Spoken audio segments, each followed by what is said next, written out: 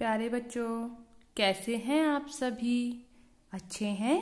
देखिए, आज हम आपकी आकृति की किताब में आपका पाठ है पाठ 16 पतीले का बच्चा। इस पाठ का भाषा ज्ञान करेंगे। तो चलिए शुरू करते हैं। देखिए, सबसे पहले आपका प्रश्न संख्या 4 है। दुकानदार शब्द दुकान में दार शब्दांश जोड़कर बना है।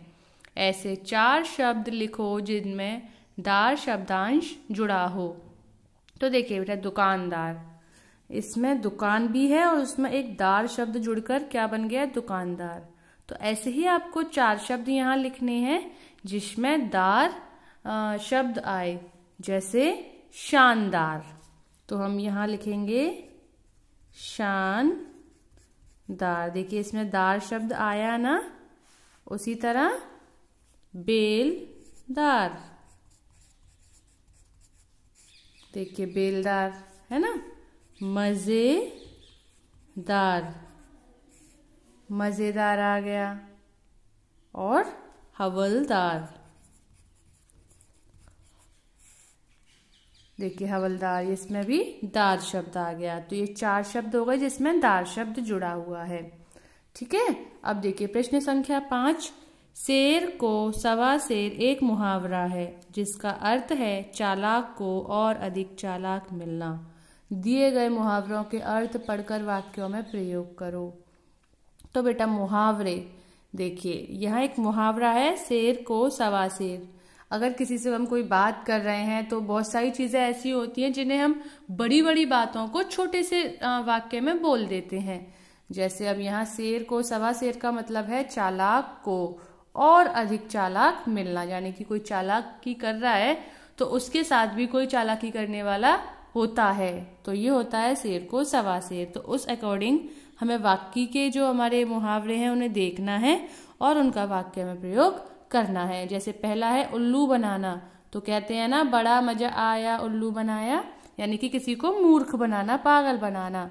तो हमें उसके लिए एक वाक्य लिखना है जिसमें ये मुहावरा आना चाहिए। तो मैंने अपने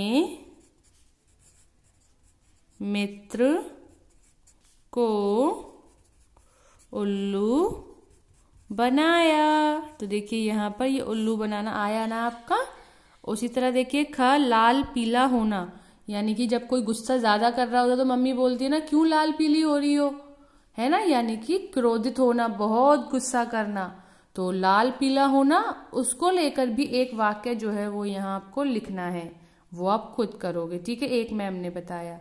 नाक में दम करना, यानी कि किसी को बहुत परेशान करना।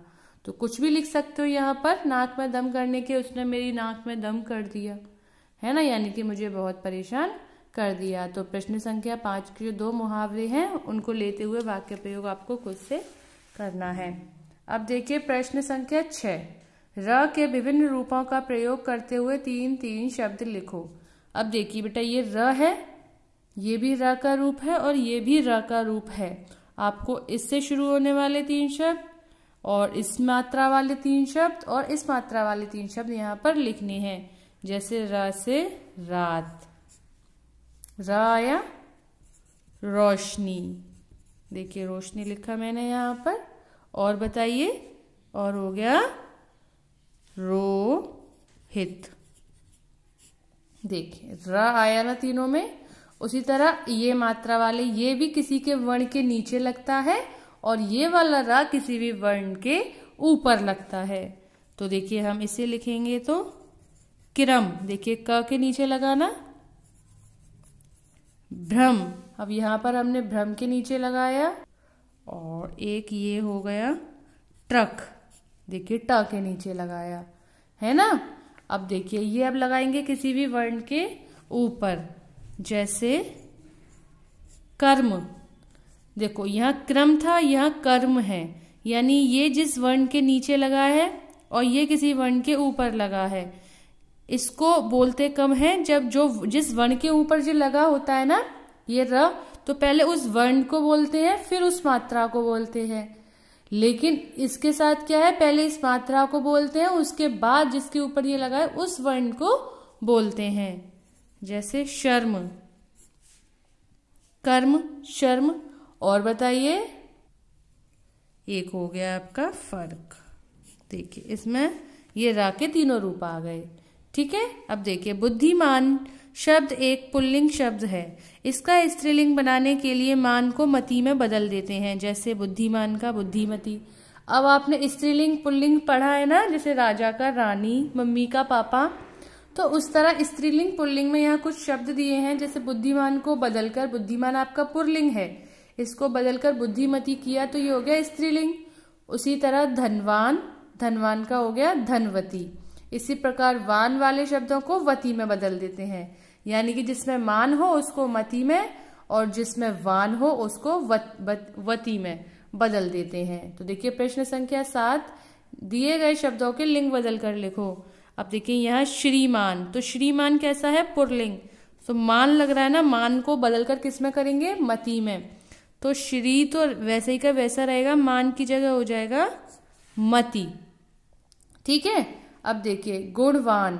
अब गुणवान है, इसमें क्या आ रहा है, वान, तो वान का क्या हो जाएगा, वती, यानी कि गुणवती। ठीक, अब ये दो जो है वो आप खुद करना, ठीक है, इनको ध्यान से देखते हुए। अब देखिए गतिविधि कार्य, बीरबल कौन थे, इनके बचपन का नाम क्या था, वे कहाँ के रहने वाले थे। इन प्रश्नों के उत्तर खोजो और स्क्रैप बुक परियोजना कॉपी में लिखो। देखो आपको पता करना है कि बीरबल जो थे वो कौन थे। तो आपने चैप्टर पढ़ा है, बीरबल एक बुद्धिमान आदमी थे, लेकिन वो कौन थे, वो अकबर के दरबार में 9 रत्नों में आते थे। ठीक है, उनके बचपन का नाम, इनके बचपन का नाम था महेश दास। और ये कहाँ के रहने वाले थे आपको पता है, ये मध्य प्रदेश के रहने वाले थे। तो इस ऐसे जो भी प्रश्न है ये तो मैम ने बताए, लेकिन आप भी खुद से सर्च करना, मम्मी पापा से पूछना और उनको ढूंढते हुए अपनी हिंदी की नोटबुक में लिखना। अब देखिए बीरबल के अन्य किस्से पढ़कर कक्षा में चर्चा करो। अब बीरबल की तो बहुत कहानियां हैं, उनकी अक्लमंदी को लेकर बहुत सारी कहानियां बनती हैं, बहुत सारी स्टोरीज हैं। ये भी, जिसमें से एक ये थी जो आपके पाठ में आ गई। तो इसके अलावा और भी बहुत सारी कहानियां हैं, उन्हें पढ़ो और उसकी वीडियो बनाओ। एक उन्हें पढ़कर अच्छे से याद कर उसकी वीडियो बनाकर स्कूल के व्हाट्सएप ग्रुप पर शेयर करो। कोई चुटकुला कक्षा में सुनाओ, उसी तरह एक चुटकुला कोई भी हंसी का लेकर के और उसकी वीडियो बनाइए, उसकी भी वीडियो आपको स्कूल के व्हाट्सएप ग्रुप पर सेंड करनी है। अब देखिए बीरबल के गांव में कुआं था, कुएं का सुंदर चित्र बनाकर उसके महत्व पर 5-6 पंक्तियां लिखो। अब देखिए बेटा, पहले के समय में अब ये हैंडपंप या समर नहीं होते थे, लेकिन पहले लोग जो थे पानी कहाँ से भरते थे, किसी तालाब से, किसी कुएं से। तो यहाँ कुएं की बात हुई है, तो यहाँ आपको एक कुएं का बहुत सुंदर सा चित्र बनाना है और बताना है कि उस कुएं का क्या महत्व है। और जब पहले पानी नहीं होता था, लोग कैसे कैसे कुएं से पानी लेकर आते थे, है ना। तो उसके महत्व के बारे में 5 पंक्तियां आपको यहाँ पर फिल करनी है। तो अब आपका गृह कार्य है, आपको प्रश्न संख्या 86 और 87 पर प्रश्न संख्या 4, 5, 6, 7 अपनी किताब में करनी है।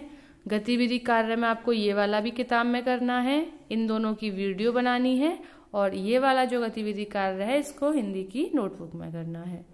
ठीक है, बाय बाय।